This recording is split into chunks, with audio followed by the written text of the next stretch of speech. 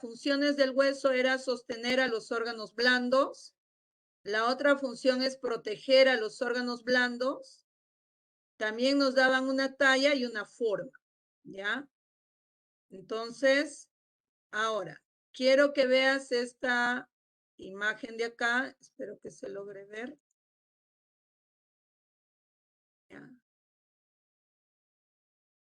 La articulación es la unión de un hueso con otro hueso.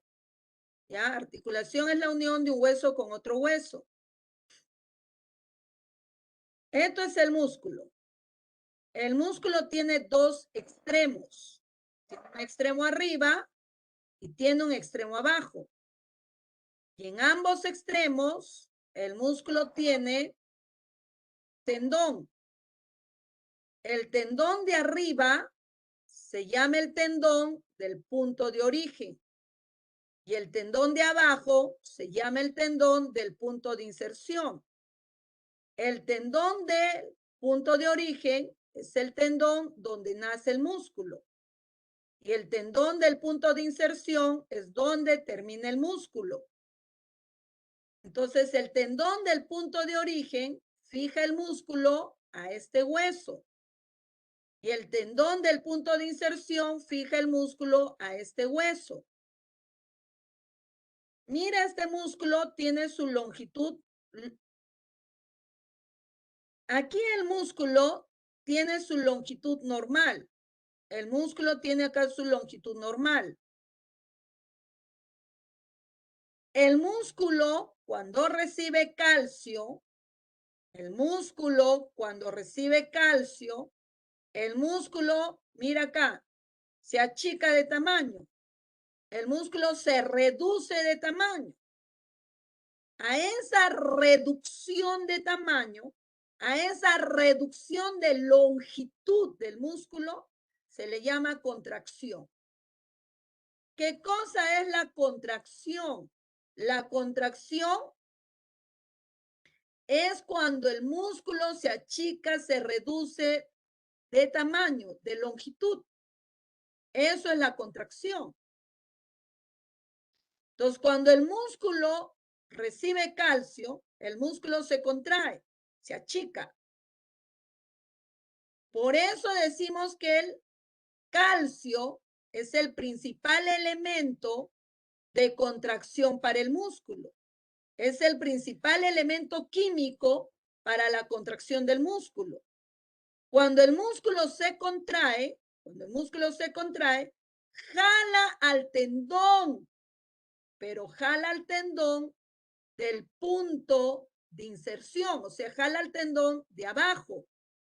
Y cuando el músculo se contrae y jala al tendón del punto de inserción, el tendón jala al hueso y el hueso se mueve.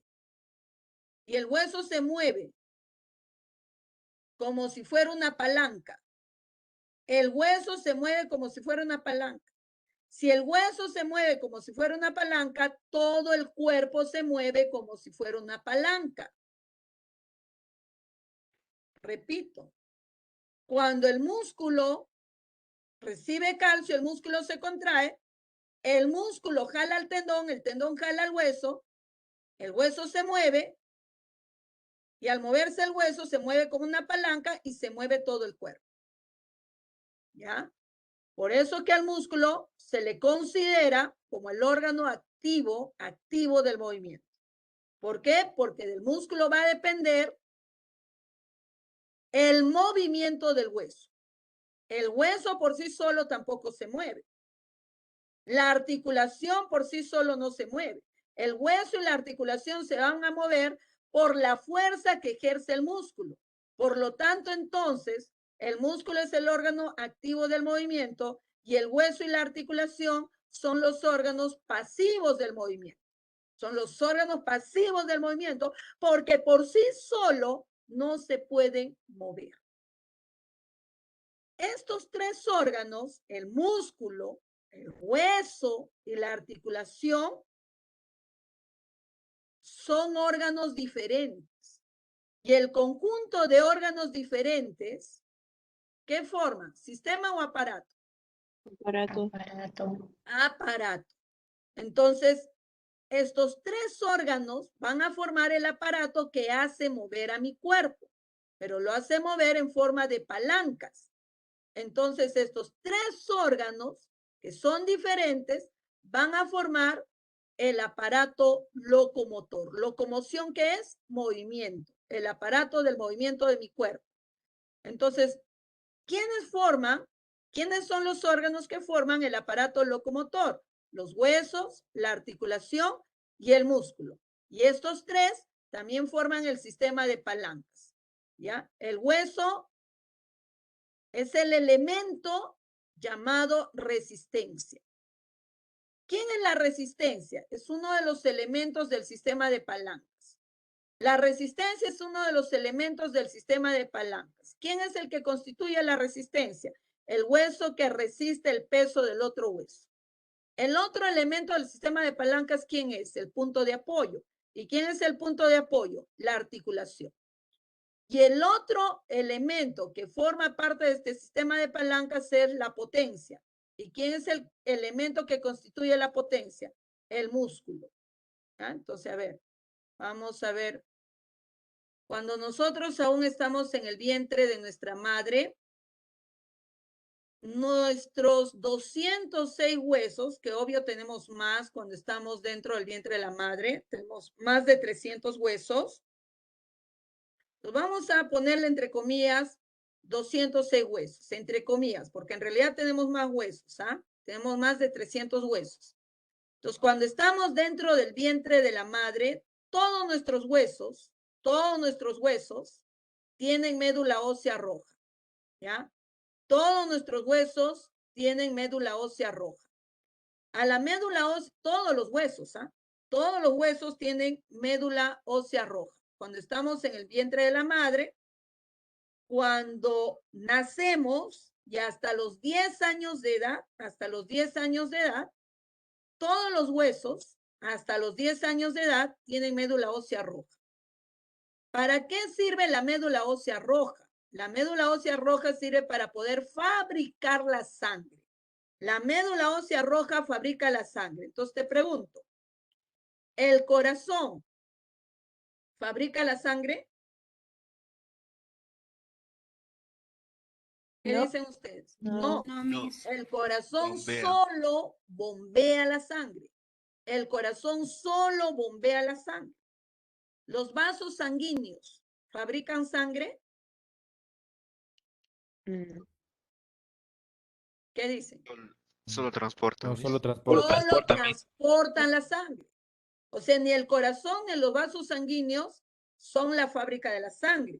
Los que son la fábrica de la sangre es la médula ósea roja. Eso es la fábrica de la sangre. La médula ósea roja sirve para formar la sangre. Cuando yo digo formación, digo poiesis. Y cuando digo sangre, digo hemato. Entonces, ¿qué hace la médula ósea roja? Realiza la hematopoiesis. La médula ósea roja realiza la hematopoiesis. ¿Qué significa hematopoiesis? Formación de la sangre. A la médula ósea roja también le puedo llamar médula ósea fetal. Ya hemos dicho por qué. Porque lo tenemos todos los huesos en nuestra vida fetal, en nuestra vida intrauterina, todos los huesos tienen médula ósea roja. A esa médula ósea roja también se le llama la médula ósea rubra. También se le llama la médula ósea rubra. Médula ósea roja, médula ósea fetal o médula ósea rubra. ¿Rubra de qué viene? De rubor. Y hemos dicho que rubor es rojo, ¿ya? Entonces, cuando nosotros aún estamos en el vientre de la madre, somos fetos, recién nacidos o niños, todos nuestros huesos tienen médula ósea roja, por lo tanto, todos nuestros huesos realizan la formación de la sangre. Pero ya sabes que en nuestro cuerpo nada ocurre por arte de magia, sino que para que esta médula ósea roja fabrique la sangre, tiene que ser activado, tiene que ser estimulado. ¿Y quién lo va a activar? ¿Quién lo va a estimular a esta médula ósea roja? Las hormonas que fabrican los riñones. ¿Qué hormona fabrica el riñón? Fabrica la hormona eritropoyetina y fabrica la hormona trombopoyetina. Eritropoyetina y trombopoyetina. Entonces, cuando el riñón fabrica estas hormonas eritropoyetina y trombopoyetina, estas hormonas estimulan a la médula ósea roja para poder fabricar la sangre, para poder realizar la hematopoiesis, ¿ya? Entonces pregunto, la médula ósea amarilla que está en los huesos, entonces sirve para proporcionarme calor. Así que la otra función de los huesos, gracias a la médula ósea amarilla, la otra función de los huesos será proporcionarme calor. ¿Ya? Miss, en todos los huesos la médula ósea roja se inactiva? No. No. Las funciones del hueso son sostener a los órganos blandos, proteger a los órganos blandos, darnos una talla y una forma, forman un sistema de palancas, realizan la hematopoiesis, proporcionan calor. Realizan la hematopoiesis porque tienen médula ósea roja, proporcionan calor porque tienen médula ósea amarilla. Y además, los huesos van a regular la cantidad de minerales que hay en la sangre. Además, los huesos van a regular la cantidad de minerales que hay en la sangre. O sea, van a producir la homeostasis de minerales. ¿Homeostasis qué quiere decir? Homeostasis quiere decir equilibrio. Equilibrio.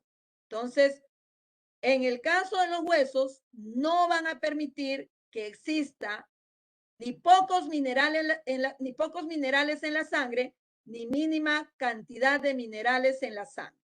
No va a permitir que haya ni pocos minerales en la sangre, ni muchos minerales en la sangre. ¿Cuáles son esos minerales de los que estoy hablando?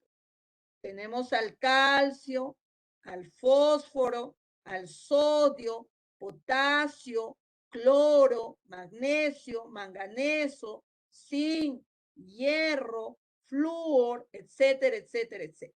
¿Ya? Entonces, si hay bastantes minerales en la sangre, ¿qué hacen los huesos? Absorben los minerales. Pero si hay pocos minerales en la sangre, ¿qué hacen los huesos? Liberan los minerales a la sangre. Liberan los minerales a la sangre. Vuelvo a repetir, si hay muchos minerales en la sangre, ¿qué hace el hueso? Absorbe los minerales. Entonces, si absorbe los minerales, ¿qué va a ocurrir con los minerales en la sangre? Baja. ¿Qué ocurre si en la sangre hay poca cantidad de minerales? ¿Qué hacen entonces los huesos? Sueltan esos minerales a la sangre. Cuando yo digo sueltan, voy a utilizar ya sea resorción, reabsorción, es lo mismo. Resorción, reabsorción es lo mismo. ¿Qué quiere decir resorción, reabsorción? Cuando los huesos expulsan o eliminan o botan los minerales del hueso hacia la sangre. ¿Qué célula del hueso es el que absorbe los minerales? El osteoblasto. O sea, el osteoblasto, ¿qué hace? Mineraliza el hueso. ¿Por qué digo que mineraliza el hueso? Porque está absorbiendo minerales. En cambio, el osteoclasto destruye al hueso viejo. Una vez que destruye el hueso viejo, expulsa los minerales del hueso hacia la sangre. O sea, el osteoclasto produce la resorción de minerales. Mientras tanto que el osteoblasto produce la absorción de minerales. ¿Y para qué el osteoblasto absorbe los minerales? Para que baje los minerales en la sangre y con esos minerales el osteoblasto va a mineralizar al hueso.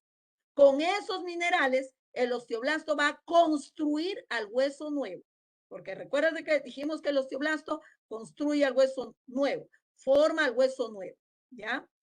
Mientras tanto que el osteoclasto produce la resorción de minerales. ¿Qué quiere decir resorción? Que expulsa los minerales a la sangre. Y de esa manera aumenta los minerales en la sangre. ¿Ya? Muy bien. Cuando hablamos de minerales, el principal mineral al que nos vamos a referir es el calcio. Pero no es el único mineral que absorbe el osteoblasto. Absorbe fósforo, Absorbe sodio, potasio, cloro, magnesio, manganeso, zinc, hierro, qué sé yo. Absorbe diferentes minerales. Pero siempre cuando hablan del hueso, hablan solo del calcio. Claro, solo del calcio hablan. ¿Y por qué no hablan del fósforo? ¿Por qué mi abuelita no dice, de todo el calcio que hay en el cuerpo, de todo el calcio que hay en el cuerpo, el 99% de calcio está en el hueso y solo el 1% de calcio está en la sangre? Solo el 1%, ¿ya? Entonces, vuelvo a repetir. El hueso, entonces, chicos, nunca permite que haya pocos minerales en la sangre, ni muchos minerales, ¿ya? El hueso nunca va a permitir que exista más del 1% ni menos del 1% de calcio. No lo va a permitir. Si hay más del 1% de calcio, el osteoblasto va a absorber esos minerales. ¿De dónde? De la sangre, ¿ya? Y si hay menos del 1% de calcio en la sangre, ¿qué es lo que va a hacer el osteoclasto o el hueso? Va a destruirse el hueso viejo y se va a expulsar los minerales, en este caso el calcio, a la sangre. Entonces, de esa manera el hueso no permite que haya muchos ni pocos minerales en la sangre, ni en el hueso mismo. Por lo tanto, entonces, una de las funciones del hueso, ¿cuál es? Realizar la homeostasis de minerales. Pero ya sabes que en nuestro cuerpo nada ocurre por arte de magia. Entonces, vamos a ver acá. ¿Ya? Mira acá. Esto es una glándula, chicos, que se encuentra en nuestro cuello. ¿Cómo se llama esta glándula que se encuentra en nuestro cuello? Se llama glándula tiroides. Glándula tiroides. Esta glándula se llama glándula tiroides. Y la glándula tiroides está formado por unas bolsitas, mira acá, llamados folículos tiroideos. ¿Ya? Esto es una bolsita, mira, lo he sacado acá. Esta bolsita de acá, lo estoy agrandando acá. Esto es el folículo tiroideo. ¿Ya? Y cada folículo tiroideo, está formado por células llamadas células foliculares. Ya estas células foliculares tienen pelitos, ya tienen pelitos llamados microvellosidades. Los vuelvo a repetir, la glándula tiroides está en nuestro cuello. Esta glándula tiroides tiene unas bolsitas llamadas folículos tiroideos. Y los folículos tiroideos tienen dos tipos de células. Las células foliculares, que tienen microvellosidades, y estas células, mira acá, llamadas células parafoliculares. Los folículos tiroideos tienen dos tipos de células, las células foliculares y las células parafoliculares. Las células foliculares son las más abundantes, es pregunta de examen. Las células foliculares representan el 99.9% de todo el folículo tiroideo. Y la célula parafolicular solo representa el 0.1%. Y esto es la que me interesa. Esta célula parafolicular es la que me interesa. La célula parafolicular fabrica una hormona llamada calcitonina. La célula parafolicular secreta una hormona llamada calcitonina. ¿Ya? Repito, la glándula tiroides se encuentra en el cuello, tiene estas bolsitas llamadas folículos tiroideos. Los folículos tiroideos tienen dos tipos de células foliculares y células parafoliculares. Las células foliculares representan el 99.9%. Esto no me interesa por ahora. Y la célula parafolicular, esta es la que me interesa. La célula parafolicular es la más escasa. La más escasa. No tiene pelos, no tiene microvellosidades. Estas células parafoliculares representan solo el 0.1%. Y estas células parafoliculares secretan una hormona llamada calcitonina. En la cara posterior de la glándula tiroides existen estas otras glándulas, que son 4. Estas glándulas se les llama glándulas paratiroides. Y las glándulas paratiroides tienen dos tipos de células. Células principales, que son las chiquititas, y las células oxífilas, que son las más grandes. ¿Ya? Estas células principales, que son las más chiquititas y las más abundantes, ¿sabes por qué? Porque cuando nosotros nacemos, la glándula paratiroides solo tiene célula principal. Y esta célula principal, cuando tenemos 6 años de edad, la célula principal crece y ya no sirve. Y a esa célula se le llama célula oxífila. Eso ya no sirve. La célula principal fabrica una hormona llamada paratormona. La célula principal fabrica una hormona llamada paratormona.